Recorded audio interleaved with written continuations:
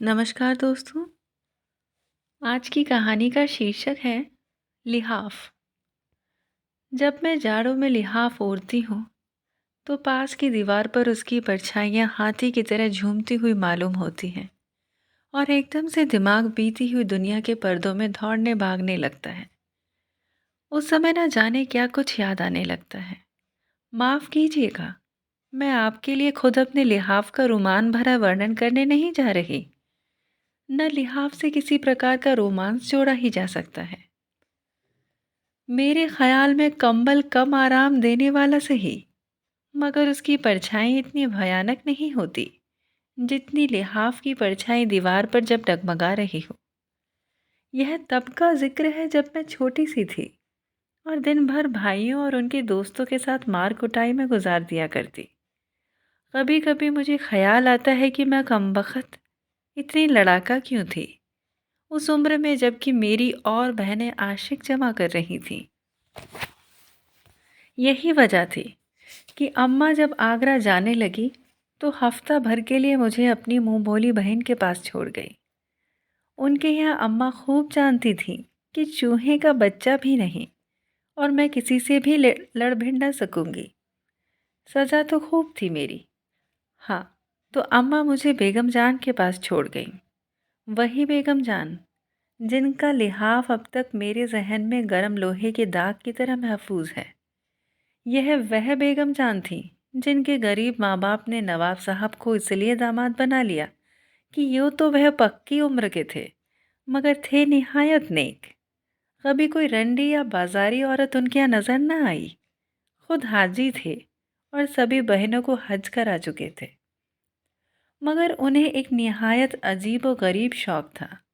लोगों को कबूतर पालने का जुनून होता है, बटेरे लड़ाते हैं, मुर्गेबाजी करते हैं। इस किस्म के वाहियात खेलों से नवाब साहब को नफरत थी। उनके यहाँ तो बाल विद्यार्थी रहते थे, नौजवान, गोरे गोरे, पतली कमर के लड़के जिनका सारा खर्च वे खुद बर्दाश्त करते थे। मगर बेगम जान से शादी करके तो वह उन्हें कुल साथ सामान के साथ ही घर में रखकर भूल गए और वह बेचारी दुबली पतली नाजुक सी बेगम एकांत के गम में घुलने लगी। न जाने उसकी जिंदगी कहाँ से शुरू होती थी। वहाँ से जब वह पैदा होने की गलती कर चुकी थी, या वहाँ से जबकि बेगम बनकर आई और छप रखट पर जिंदगी गुजारने लगी, या जब से नवाब साहब के यहाँ लड़कों का जद्योर बंधा, उनके लिए मुर्गन हलवे और लजीज खाने जाने लगे और बेगम जान दीवान खाने की दराजों में से लचकती कमरों वाले लड़कों की चुस्त पिंडलियाँ और इत्र में डूबे बारीक शबनम के कुर्ते देख देख कर अंगारों पर लौटने लगी। या जब वह मिन्नतों मुरादों से हार गई, चिल्ले बंधे और टोटके और रातों का वजीफ पढ़ना भी चित्त हो गया।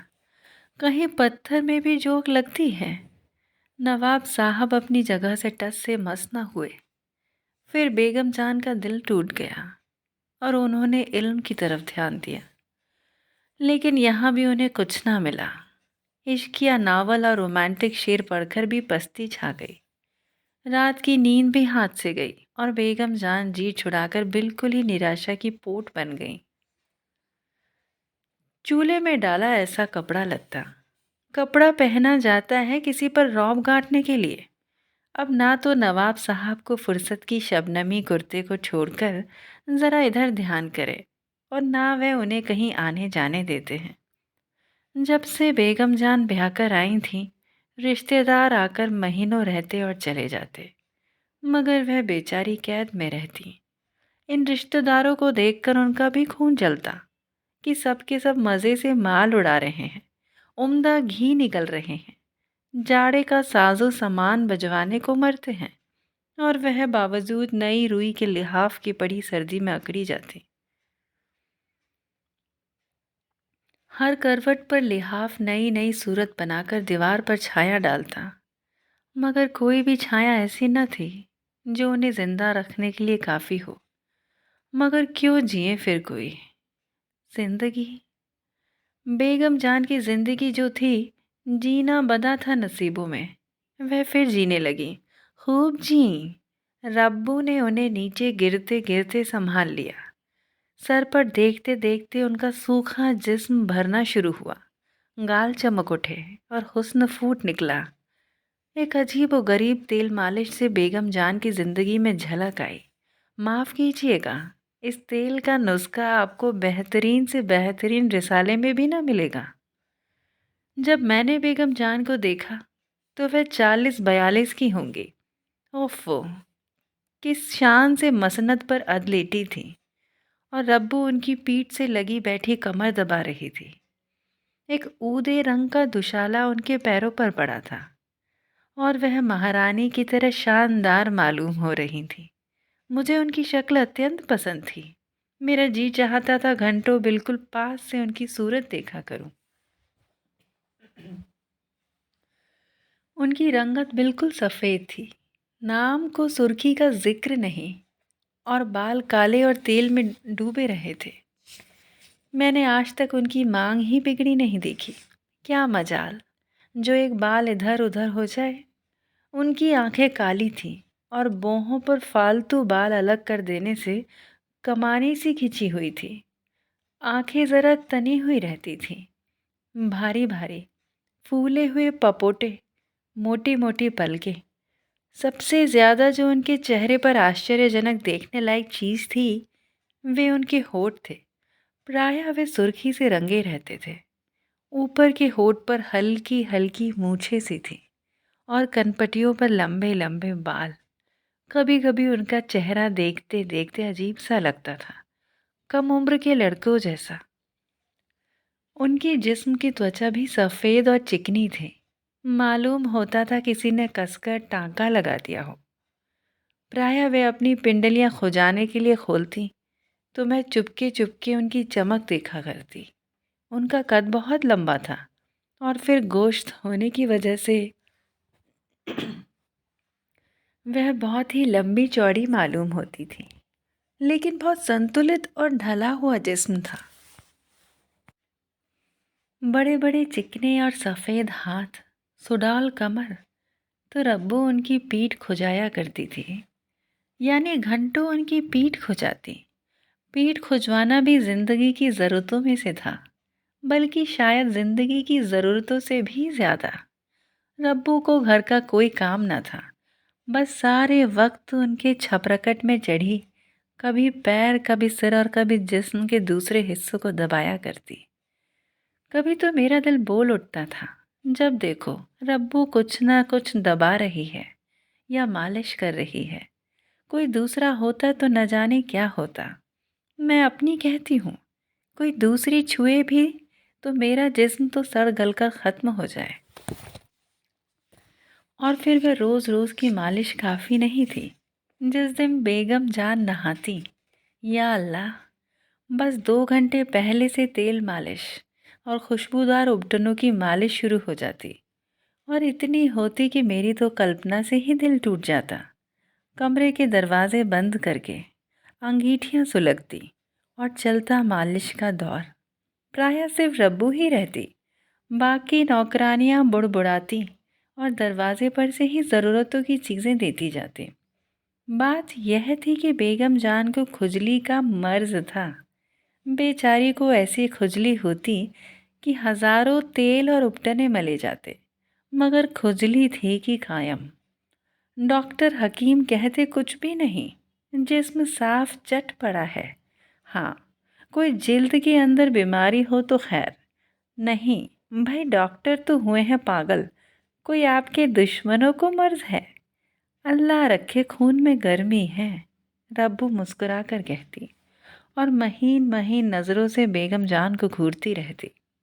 और यह रब्बू, जितनी यह बेगम जान गोरी थी उतनी वह काली, जितनी बेगम जान सफ़ेद थी उतनी ही यह सुर्ख, बस जैसे तपाया हुआ लोहा। हल्के हल्के चेचक के दाग, गढ़ा हुआ ठोस जिस्म, फुर्तीले छोटे छोटे हाथ, कसी हुई छोटी तोंद, बड़े बड़े फूले हुए होठ जो हमेशा नमी में डूबे रहते और जिस्म में से अजीब घबराने वाली बू के शरीरे निकलते रहते। और वे नन्हे नन्हे फूले हुए हाथ किस कदम फुर्तीले थे। अभी कमर पर तो वह लीजिए, तो फिसल कर गए कूल्हे पर, वहां से रपटे रानों पर और फिर दौड़े टखनों की तरफ।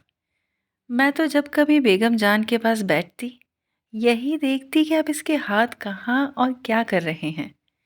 गर्मी जाड़े बेगम जान हैदराबादी जाली करगे की कुर्ती पहनती, गहरे रंग के पाजामे और सफ़ेद झाग से कुर्ते, और पंखा भी चलता हो फिर भी वह हल्की धुलाई ज़रूर जिस्म पर ढके रहती थी।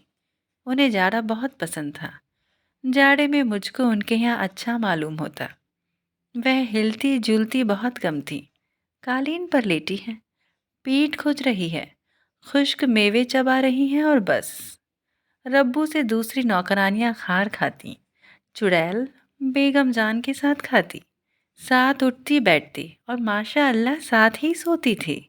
रब्बू और बेगम जान आम जलवों और महफिलों की दिलचस्प बातचीत का विषय थी।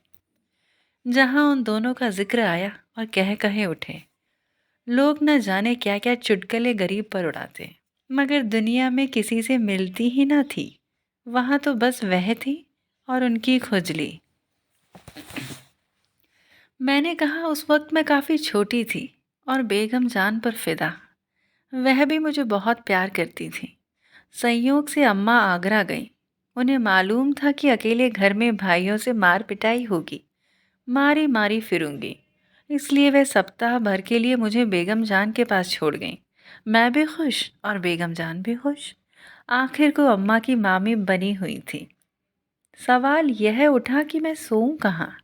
कुदरती तौर पर बेगम जान के कमरे में। अतः मेरे लिए भी उनके छपरकट से लगाकर छोटी सी पलंगड़ी डाल दी गई। 10-11 बजे तक वो बातें करते रहे। मैं और बेगम जान चेस खेलते रहे और फिर मैं सोने के लिए अपने पलंग पर चली गई। और जब मैं सोई तो रब्बू वैसे ही बैठी उनकी पीठ खुजा रही थी, भंगिन कहीं की। मैंने सोचा, रात को मेरी एकदम से आँख खुली तो मुझे अजीब तरह का डर लगने लगा। कमरे में खूब अंधेरा और उस अंधेरे में बेगम जान का लिहाफ ऐसे हिल रहा था जैसे उसमें हाथी बंद हो। बेगम जान, मैंने डरी हुई आवाज़ निकाली। हाथी हिलना बंद हो गया, लिहाफ नीचे दब गया।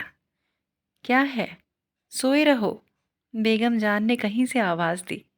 डर लग रहा है, मैंने चूहे की सी आवाज़ में कहा।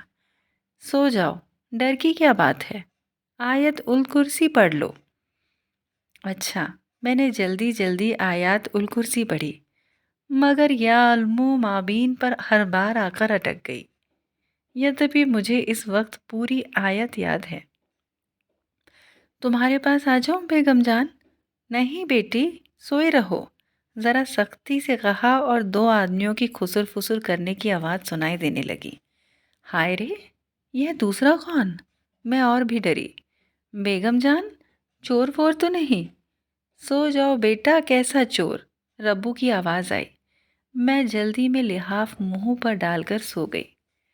सुबह सवेरे मेरे दिमाग में रात के खौफनाक नज़ारे का ख्याल भी न रहा। मैं हमेशा की वहमी हूँ। रात को डरना, उठ उठ कर भागना और बड़बड़ाना तो बचपन में रोज़ ही होता था। सब तो कहते थे मुझ पर भूतों का साया हो गया, अतः मुझे ख्याल भी न रहा। सुबह को लिहाफ बिल्कुल मासूम नज़र आ रहा था। मगर दूसरी रात जब मेरी आँख खुली तो रब्बू और बेगम जान में कुछ झगड़ा बड़ी खामोशी से छप रखट पर ही तय हो रहा था, और मेरी खाक समझ में ना आया कि क्या फैसला हुआ। रब्बू हिचकियाँ लेकर रोई, फिर बिल्ली की तरह सपड़ सपड़ रकाबी चाटने जैसी आवाज़ें आने लगी। ओह, मैं तो घबराकर सो गई। आज रब्बू अपने बेटे से मिलने गई हुई थी। वह बड़ा झगड़ालू था। बहुत कुछ बेगम जान ने किया, उसे दुकान करवाई, गांव में लगाया, मगर वह किसी तरह मानता ही ना था। नवाब साहब के यहाँ कुछ दिन रहा, खूब जोड़े जामे भी बने, पर न जाने क्यों ऐसा भागा कि रब्बू से मिलने भी ना आता। अतः रब्बू भी मजबूर हो गई। सारा दिन बेगम जान परेशान रही। उनका जोड़ जोड़ टूटता रहा। किसी का छूना भी उन्हें ना भाता। उन्होंने खाना भी ना खाया और सारा दिन उदास पड़ी रही। मैं खो जादू बेगम जान, मैंने बड़े शौक से ताश के पत्ते बांटते हुए कहा। बेगम जान मुझे गौर से देखने लगी। मैं खुजा दूँ? सच कहती हूँ, मैंने ताश रख दिए। मैं थोड़ी देर तक खुजाती रही और बेगम जान चुपकी लेटी रही। दूसरे दिन रब्बू को आना था, मगर वह आज भी गायब थी। बेगम जान का मिजाज चिड़चिड़ा होता गया। चाय पी पी कर उन्होंने सिर में दर्द कर लिया। मैं फिर खुजाने लगी उनकी पीठ। चिकनी मेज़ की तख्ती जैसी पीठ। मैं हौले हौले खुजाती रही। उनका काम करके कैसी खुशी होती थी। ज़रा ज़ोर से खुजाओ, बंद खोल दो, बेगम जान बोली। इधर हैं, ज़रा शाने के नीचे। हाँ, वहाँ भाई वहाँ, हाँ हाँ यहीं। वह सरूर में ठंडी सांसें लेकर इत्मीनान जाहिर करने लगी। और इधर, हालांकि बेगम जान का हाथ खूब जा सकता था, मगर वह मुझसे ही खुजवा रही थी और मुझे उल्टा गर्व हो रहा था। यहाँ, उई, तुम तो गुदगुदी करती हो, वाह। वह हंसी। मैं बातें भी कर रही थी और खुजा भी रही थी। तुम्हें कल बाजार भेजूंगी, क्या लोगी? वही सोती जागती गुड़िया? नहीं बेगम जान, मैं तो गुड़िया नहीं लेती। क्या बच्चा हूँ अब मैं? बच्चा नहीं तो क्या बूढ़ी हो गई हो? वह हंसी। गुड़िया नहीं तो बबुआ लेना, कपड़े पहना दो। मैं दूंगी तुम्हें बहुत से कपड़े, सुना? उन्होंने करवट ली। अच्छा, मैंने जवाब दिया। इधर। उन्होंने मेरा हाथ पकड़कर जहाँ खुजली हो रही थी रख दिया। जहाँ उन्हें खुजली मालूम होती वहाँ मेरा हाथ रख देती और मैं बेख्याली से बबुए का ध्यान में डूबी मशीन की तरह खुजाती रही और वह लगातार बातें करती रही। सुनो तो, तुम्हारी फ्रॉकें कम हो गई हैं, कल दर्जी को दे दूंगी कि नई सी लाए। तुम्हारी अम्मा कपड़ा दे गई हैं, वह लाल कपड़े की नहीं बनवाऊंगी, चमारो जैसा। मैं बकवास कर रही थी और हाथ न जाने कहाँ से कहाँ पहुँचा। बातों बातों में मुझे मालूम भी न हुआ बेगम जान तो चित्त लेटी थी। अरे, मैंने जल्दी से हाथ खींच लिया। उई, लड़की, देखकर नहीं खो जाती, मेरी पसलियाँ नीचे डालती है। बेगम जान शरारत से मुस्कुराई और मैं झिप गई। इधर आकर मेरे पास लेट जा। उन्होंने मुझे बाजू पर सिर रखकर लिटाया। हैं, कितनी सूख रही है, पसलियाँ निकल रही हैं। उन्होंने मेरी पसलियाँ गिननी शुरू कर दी। ओह, मैं मुनमुनाई। उई, तो क्या मैं खा जाऊंगी? कैसा तंग स्वेटर बुना है, गरम बनियान भी नहीं पहना तुमने। मैं कुलबुलाने लगी। कितनी पसलियाँ होती हैं? मैंने स्कूल में याद की हुई हाइजीन की मदद ली, वह भी ऊट पटांग। हटाओ तो हाथ। हाँ, 1 2 3। मेरा दिल चाहा किसी तरह भागूं और उन्होंने ज़ोर से भींचा। ओह, मैं मचल गई। बेगम जान ज़ोर ज़ोर से हंसने लगी। अब भी जब उनका उस वक्त का चेहरा याद करती हूँ तो दिल घबराने लगता है। उनकी आंखों के पपोटे और वजनी हो गए। ऊपर के होठों पर स्याही फिरी हुई थी। बावजूद सर्दी के पसीने की नन्ही नन्ही बूंदें होठों और नाक पर चमक रही थीं। उनके हाथ ठंडे सर्द थे, मगर नर्म नर्म, जैसे उन पर की खाल उतर गई हो। उन्होंने शाल उतार दी थी और करगे के महीन कुर्ते में उनका जिस्म आटे की लोई की तरह चमक रहा था। भारी जड़ाऊ सोने के बटन गले की एक तरफ झूल रहे थे। शाम हो गई और कमरे में अंधेरा घुट रहा था। मुझे एक नामालूम डर सी दहशत सी होने लगी। बेगम जान की गहरी गहरी आंखें, मैं रोने लगी दिल में, और मुझे एक मिट्टी के खिलौने की तरह भींच रही थी।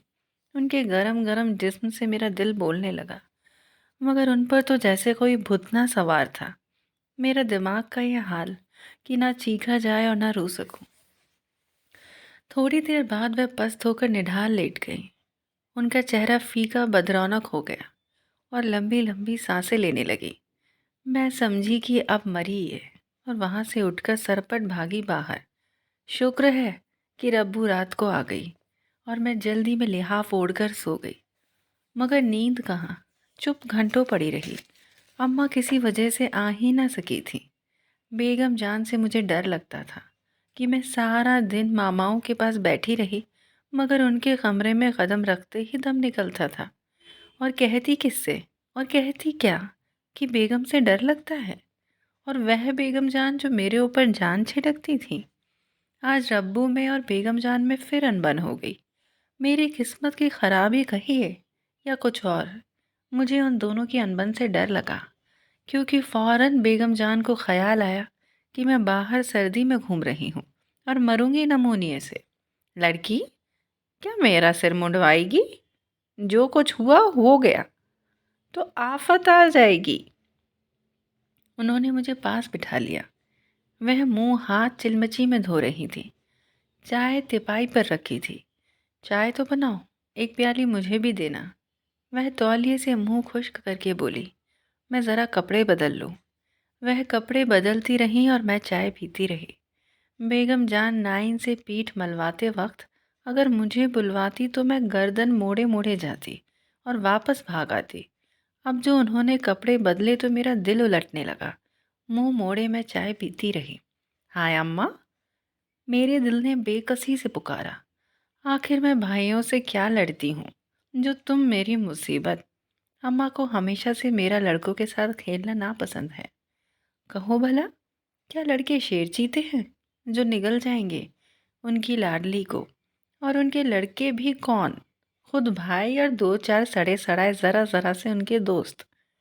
मगर नहीं, वह तो औरत जात को 7 तालों में रखने की कायल, और यहाँ बेगम जान की वह दहशत की दुनिया भर के गुंडों से नहीं। बस चलता तो उस वक्त सड़क पर भाग जाती, पर यहाँ न टिकती।